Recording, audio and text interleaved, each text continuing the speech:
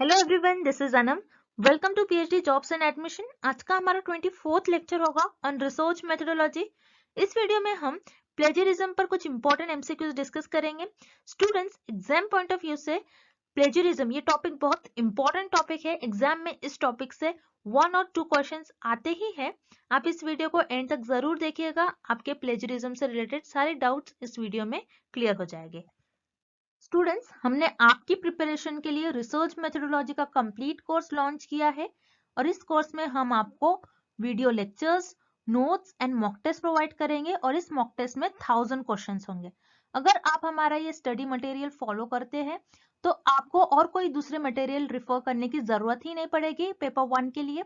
Students, last year भी कई students ने हमारा बैच ज्वाइन किया था और लास्ट ईयर हमारा सक्सेस रेट 85% था। And this year also we are expecting very good results. To join this batch, contact us on this number. In this lecture, we will look at MCQs on plagiarism and its type. So let's begin with the video. First question, a text taken from a source is placed in a research report without providing reference is called. इस question में हमें एक definition given है और हमें find out करनी है कि ये डेफिनेशन किस ऑप्शन की डेफिनेशन होगी। ओके, सो इस डेफिनेशन में हमें गिवन है कि अगर आप आपके रिसर्च रिपोर्ट में किसी और रिसर्चर का टेक्स्ट या फिर इंफॉर्मेशन यूज कर रहे हो विदाउट प्रोवाइडिंग रेफरेंस, सो उसे हम क्या कहते हैं। So this is the definition of plagiarism. So plagiarism क्या होता है कि अगर आप आपके रिसर्च में कोई और रिसर्चर का इंफॉर्मेशन टेक्स्ट यूज कर रहे हो तो आप उस रिसर्चर और उस ऑथर का नेम प्रॉपर मेंशन नहीं करते हो, तो उसे हम कहते हैं plagiarism. So remember students, plagiarism ये रिसर्च में एक अनएथिकल प्रैक्टिस होती है। आपको रिसर्च में प्लेजरिज्म परफॉर्म नहीं करना है, बिकॉज अगर आप रिसर्च परफॉर्म कर रहे हो तो आप आपकी रिसर्च में किसी और रिसर्चर का डेटा और इंफॉर्मेशन यूज करते हो, तो आपको उस रिसर्चर का प्रॉपर नेम साइट करना होता है। ओके, देन यहाँ पर आपका ऑप्शन बी गिवन है ऑप्टिमिज्म। ऑप्टिमिज्म मीन्स लाइफ में हैप्पी और पॉजिटिव रहने को ऑप्टिमिज्म कहते हैं। ओके, सो यहाँ पर आपका ऑप्शन बी इनकरेक्ट हो जाएगा। देन ऑप्शन सी आपको गिवन है परफेक्शनिज्म। सो परफेक्शनिज्म क्या होता है कि हर चीज को, हर वर्क को परफेक्टली परफॉर्म करने को कहते हैं परफेक्शनिज्म। ओके, सो अगेन यहाँ पर ऑप्शन सी भी आपका इनकरेक्ट हो जाएगा because this is not the definition of perfectionism, this is the definition of plagiarism. So आपका यहाँ पर ऑप्शन ए करेक्ट हो जाएगा। Next question, when a student finds synonyms for the author's language while keeping to the same general structure and meaning of the original, this comes under. Students, इस question में हमें एक example given है और हमें find out करना है कि ये एग्जाम्पल किस प्लेजरिज्म का एग्जाम्पल होगा। ओके, सो हमको यहाँ पर एग्जाम्पल ये गिवन है कि एक स्टूडेंट है और उस स्टूडेंट्स ने किसी ऑथर का, किसी रिसर्चर का टेक्स्ट एज इट इज लिया है और उसका स्ट्रक्चर और मीनिंग तो सेम है, बट वहां पर उस स्टूडेंट्स ने कुछ माइनर चेंजेस किए, मींस कुछ वर्ड का सिनोनिम्स यूज कर लिया। सो इस प्लेजरिज्म को हम क्या कहते हैं, mosaic plagiarism. So this is the example of mosaic plagiarism. So mosaic plagiarism में बस हम क्या करते हैं, माइनर चेंजेस करते हैं, सो उसे हम कहते हैं मोज़ेक प्लेजरिज्म। जैसे यहाँ पर एक स्टूडेंट है, स्टूडेंट्स ने कुछ ऑथर का, रिसर्चर का टेक्स्ट यूज किया है बट उसका स्ट्रक्चर और मीनिंग सेम है और उसने कुछ वर्ड का सिनोनिम यूज कर लिया है। जैसे फॉर एग्जांपल हम इसका एग्जांपल देख लेते हैं। सो रिसर्चर का अगर सेंटेंस ऐसा है, she is beautiful. Okay, so student का कैसा होगा, she is pretty. Okay, so यहाँ पर स्टूडेंट ने क्या किया, स्ट्रक्चर तो दोनों सेंटेंस का सेम है, मीनिंग भी तो सेम है दोनों सेंटेंस के, बट ब्यूटीफुल ये वर्ड का स्टूडेंट ने सिनोनिम लिख लिया प्रीटी। ओके, सो यहाँ पर स्टूडेंट ने माइनर चेंजेस किए हैं जिसे हम कहते हैं मोज़ेक प्लेजरिज्म। ओके, देन यहाँ पर आपका ऑप्शन ए है डायरेक्ट प्लेजरिज्म। डायरेक्ट प्लेजरिज्म क्या होता है कि आप किसी और रिसर्चर के टेक्स्ट को, इंफॉर्मेशन को एज इट इज कॉपी करते हो, सो उसे हम कहते हैं डायरेक्ट प्लेजरिज्म। सो यहाँ पर आपका ऑप्शन ए इनकरेक्ट हो जाएगा। Then option B accidental plagiarism. Accidental plagiarism क्या होता है कि आप गलती से कुछ बार आप भूल जाते हो, किसी और रिसर्चर का आप इंफॉर्मेशन लिखते हो, उसको साइट करना भूल जाते हो, प्रॉपर साइट नहीं कर पाते हो। ओके, सो आपसे मिस्टेक होती है, बाय मिस्टेक आप क्या करते हो, साइट करना भूल जाते हो रिसर्चर का नेम, सो उसे हम कहते हैं एक्सीडेंटल प्लेजरिज्म। सो यहाँ पर आपका ऑप्शन बी भी इनकरेक्ट हो जाएगा। Then option D self plagiarism. Self plagiarism क्या होता है कि आप आपका खुद का ही वर्क बार बार यूज करते हो रिसर्च में without citing, without referencing. Okay, so आप क्या कर रहे हो यहाँ पर, you use your own work. Okay, so उसे हम कहते हैं सेल्फ प्लेजरिज्म। सो यहाँ पर आपका ऑप्शन डी भी इनकरेक्ट हो जाएगा। So yes, this is the example of mosaic plagiarism. So यहाँ पर आपका ऑप्शन सी करेक्ट हो जाएगा। Moving on to the next question. Plagiarism, where writer changes a few words in the original text of another, is known as। इस question में हमें एक definition given है और हमें फाइंड आउट करना है ये डेफिनेशन किस ऑप्शन की डेफिनेशन होगी। ओके, सो ये डेफिनेशन में हमें गिवन है कि अगर आप ओरिजिनल टेक्स्ट से आप ओरिजिनल टेक्स्ट लेते हो और उस टेक्स्ट में कुछ फ्यू वर्ड्स चेंजेस करते हो और कुछ वर्ड को रीअरेंज करते हो, सो वो उस प्लेजरिज्म को हम क्या कहेंगे, सो उस प्लेजरिज्म को हम कहेंगे word switching. So this is the definition of word switching. So word switching में आप क्या करते हो, किसी और रिसर्चर का इंफॉर्मेशन टेक्स्ट लेते हो और उस टेक्स्ट में कुछ वर्ड्स को चेंज करते हो और सेंटेंस को रीअरेंज करते हो और मेंशन करते हो। सो ये आपका कहलाता है, ये प्लेजरिज्म आपका होगा word switching plagiarism.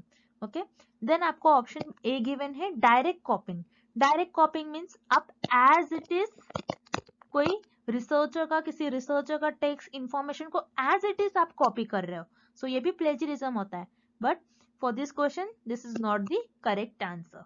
Okay, then आपको ऑप्शन सी गिवन है पैराफ्रेजिंग। पैराफ्रेजिंग क्या होता है, किसी और रिसर्चर के वर्क को अपने ओन वर्ड्स में आप डिस्क्राइब करते हो, सो उसे हम कहते हैं पैराफ्रेजिंग। अगेन यहाँ पर ऑप्शन सी इनकरेक्ट है। So यहाँ पर this is the definition of word switching. Option B here is the right answer. Next question. The Latin word which is understood as the origin of the word plagiarism is। इस question में students हमें ये given है कि plagiarism जो word है ये एक लैटिन वर्ड होता है और लैटिन लैंग्वेज में प्लेजरिज्म इस वर्ड का मीनिंग क्या होता है। सो लैटिन लैंग्वेज में प्लेजरिज्म इस वर्ड का मीनिंग होता है प्लेजरियस। सो यहाँ पर आपका ऑप्शन ए करेक्ट हो जाएगा।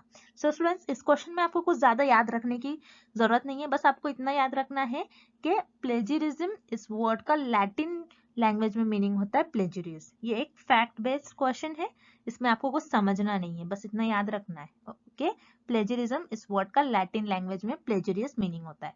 तो यहाँ पर आपका ऑप्शन ए करेक्ट हो जाएगा। Next, while researching your paper, you come across an article that contains a persuasive paragraph arguing your point of view. You rewrite the paragraph in your own words. This is called।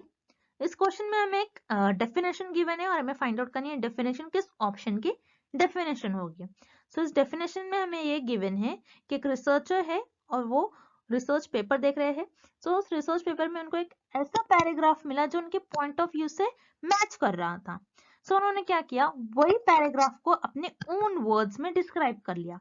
सो इसको हम क्या कहते हैं, paraphrasing. सो paraphrasing क्या होता है, किसी और रिसर्चर के वर्क को या फिर इंफॉर्मेशन को अपने ओन वर्ड्स में डिस्क्राइब करने को हम पैराफ्रेजिंग कहते हैं। So remember students, paraphrasing research में एक्सेप्टेबल है।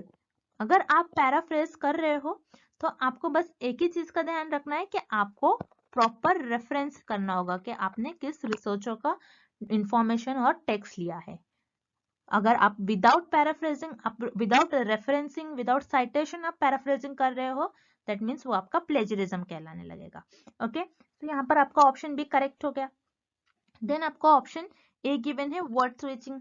वर्ड स्विचिंग जैसे हमने देखा था कि किसी और रिसर्चर के टेक्स्ट को, इंफॉर्मेशन को लेना और कुछ वर्ड को चेंजेस करना, उसको कहते हैं word switching. For this question option A is not correct. Then option C आपको गिवन है direct copying. Direct copying means किसी और रिसर्चर के टेक्स्ट को, इंफॉर्मेशन को proper as it is copy करने को हम कहते हैं डायरेक्ट कॉपिंग। सो यहाँ पर आपका ऑप्शन सी भी इनकरेक्ट है। सो यहाँ पर आपका करेक्ट ऑप्शन हो जाएगा option B, paraphrasing. Next, The act of presenting someone else's work or idea as own is considered as। इस क्वेश्चन में हमें एक सेंटेंस गिवन है और हमें फाइंड आउट करना है ये सेंटेंस किस ऑप्शन से रिलेटेड है। ओके, सो यहाँ पर आपको इस क्वेश्चन में गिवन है कि आप किसी और के वर्क और आइडिया को जब अपना बना लेते हो तो हम उसे क्या कंसिडर करते हैं, प्लेजरिज्म। सो प्लेजरिज्म का मीनिंग ये होता है कि किसी और के वर्क, किसी और के इंफॉर्मेशन को अगर आप अपना बना लेते हो तो उसे हम कहते हैं प्लेजरिज्म। देन आपको ऑप्शन बी गिवन है एकेडमिक डिसऑनेस्टी। यस, अगेन यहाँ पर ऑप्शन बी भी करेक्ट है आपका, बिकॉज आप किसी और के वर्क को अपना बता रहे हो, दैट मीन्स आप यहाँ पर झूठ बोल रहे हो। सो झूठ ये भी एक क्या होता है, डिसऑनेस्टी। आप यहाँ पर ऑनेस्ट नहीं हो, तो यहाँ पर आपका ऑप्शन बी करेक्ट हो जाएगा। So here correct option is option C, both A and B are correct. Next question, Which one of the following is not considered as plagiarism? इस क्वेश्चन में हमें फाइंड आउट करना है कि कौन सा ऑप्शन प्लेजरिज्म से लिंक्ड और कनेक्टेड नहीं है। ओके, सो यहाँ पर हम देखते हैं ऑप्शन ए हमें क्या गिवन है, making use of work another and misprint as it's your own. जैसे कि हमने देखा था प्लेजरिज्म ही होता है कि किसी और के वर्क को अपना बताना, उसे ही हम प्लेजरिज्म कहते हैं। सो यहाँ पर option A this is about plagiarism, but इस क्वेश्चन में हमें फाइंड आउट करना है which is not considered as plagiarism, that's why आपका ऑप्शन ए इनकरेक्ट हो जाएगा। देन आपको ऑप्शन बी गिवन है paraphrasing too closely to the original text. जैसे हमने देखा था पैराफ्रेजिंग, पैराफ्रेजिंग क्या होता है कि किसी और रिसर्चर के वर्क को अपने ओन वर्ड्स में लिखना। सो यहाँ पर आप क्या कर रहे हो, paraphrasing too closely to the original text means original जो टेक्स्ट है आपने कुछ हद तक वैसा ही सेम लिखा है। ओके, सो अगेन पैराफ्रेजिंग ये भी प्लेजरिज्म के अंडर आता है, दैट्स व्हाई आपका ऑप्शन बी भी इनकरेक्ट हो जाएगा। देन आपका ऑप्शन सी गिवन है आपको drawing content from another work and adapting it with due acknowledgement. So यहाँ पर आपको ऑप्शन सी करेक्ट है, बिकॉज आपने किसी और का कंटेंट और वर्क अगर लिया है रिसर्च में, सो आप उसको एक्नॉलेज करते हो, मीन्स आप उसका प्रॉपर नेम मेंशन करते हो, आप उसको रेफरेंस करते हो, आप उस ऑथर का नेम प्रॉपर साइट करते हो, तो this is not come under plagiarism. So यहाँ पर आपका ऑप्शन सी करेक्ट हो जाएगा, drawing content from another work and adapting it with due acknowledgement. Okay, next question, can multiple submission of a work be treated as plagiarism? So इस question में हमें find out करना है कि अगर आप बार बार अपने सेम कंटेंट को अलग अलग जगह सबमिट कर रहे हो, क्या वो प्लेजरिज्म कहलाएगा? सो यस, दिस इज प्लेजरिज्म, और जिसे हम कहते हैं सेल्फ प्लेजरिज्म, जहां पर आप बार बार आप अपने ही कंटेंट को अलग अलग जगह सबमिट करते हो विदाउट साइटिंग इट और विदाउट रेफरेंसिंग इट, सो उसे हम कहते हैं सेल्फ प्लेजरिज्म। सो ये भी एक टाइप का प्लेजरिज्म है। सो यहाँ पर आपका ऑप्शन ए करेक्ट हो जाएगा, yes. Next, which of the following acts constituent plagiarism?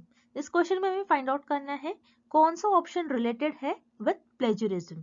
Okay, so यहाँ पर आपको ऑप्शन ए गिवन है presenting others work as own, किसी और के काम को अपना बताना, this is known as plagiarism, that means आपका यहाँ पर ऑप्शन ए करेक्ट है। Then option B paraphrasing without citation.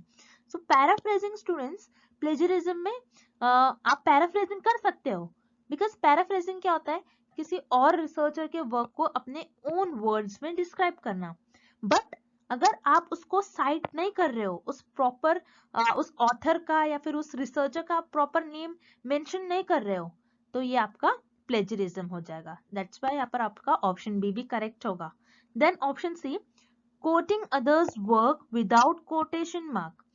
सो आप क्या कर रहे हो, आपकी रिसर्च में कोई और रिसर्चर के सेंटेंसेस फ्रेजेस यूज कर रहे हो, बट आप कोटेशन मार्क यूज नहीं कर रहे हो, सो ये भी प्लेजरिज्म में आता है। सो कोटेशन मार्क क्या होता है कि आपने किसी रिसर्चर का, ऑथर का कोई सेंटेंस लिया है, कुछ मैटर लिया है, तो आपको ऐसे कोटेशन मार्क में उसको मेंशन करना होता है, आपको कोटेशन मार्क में लिखना होता है। अगर आप कोटेशन मार्क नहीं लगाते हो तो ये भी एक प्लेजरिज्म में आता है। सो यहाँ पर आपका ऑप्शन सी भी करेक्ट हो जाएगा। So here correct option is option D. All of these are correct. Next, why is it important to reference the sources you use? इस क्वेश्चन में हमें फाइंड आउट करना है कि अगर आप आपके रिसर्च में कोई और रिसर्चर का कंटेंट या फिर टेक्स्ट या फिर इंफॉर्मेशन यूज कर रहे हो, सो उस रिसर्चर का, उस ऑथर का नेम मेंशन करना क्यों रिसर्च में इम्पोर्टेंट है, उसको रेफरेंस करना रिसर्च में क्यों इम्पोर्टेंट है। सो हम ये ऑप्शंस के थ्रू देखते हैं। ऑप्शन ए आपको गिवन है, so that your reader can locate all your sources. अगर आपने आपके रिसर्च रिपोर्ट में आपका जो भी इंफॉर्मेशन, आपने किसी और लोगों का इंफॉर्मेशन लिया है और आपने प्रॉपर उसको साइट किया है, तो आपके जो रीडर है उस इंफॉर्मेशन का यूज कर कर आगे रिसर्च परफॉर्म कर सकते हैं। दैट्स वाई यहाँ पर आपका ऑप्शन ए करेक्ट हो जाएगा। देन ऑप्शन बी आपको गिवन है, to give context and evidence to your arguments. तो आपका यहाँ पर ऑप्शन बी भी करेक्ट है, बिकॉज रिसर्चर के जो रिजल्ट है वो दूसरे लोगों के आर्टिकल्स के थ्रू बताते हैं कि ये रिजल्ट करेक्ट है। तो यहाँ पर आपका ऑप्शन बी भी करेक्ट हो जाएगा। Then option C, to uphold intellectual honesty. So यहाँ पर आपका ऑप्शन सी भी करेक्ट है, बिकॉज अगर आप आपके रिसर्च में फिर रिसर्च आर्टिकल में आपने किसी और रिसर्चर का इंफॉर्मेशन यूज किया है और आप उसको प्रॉपर उस रिसर्चर को, उस ऑथर का नेम मेंशन कर रहे हो, उसको रेफरेंस कर रहे हो, सो इससे ये पता चलता है कि आप एक अच्छे और ऑनेस्ट रिसर्चर हो। और रिसर्च में एक ऑनेस्ट रिसर्चर बहुत मैटर करता है, जिसको हम कहते हैं इंटेलेक्चुअल ऑनेस्टी। तो यहाँ पर ऑप्शन सी भी आपका करेक्ट हो जाएगा। So your correct option is option D. All of these are correct. So students, I hope the concept of plagiarism is clear to everyone, and thank you for watching this video.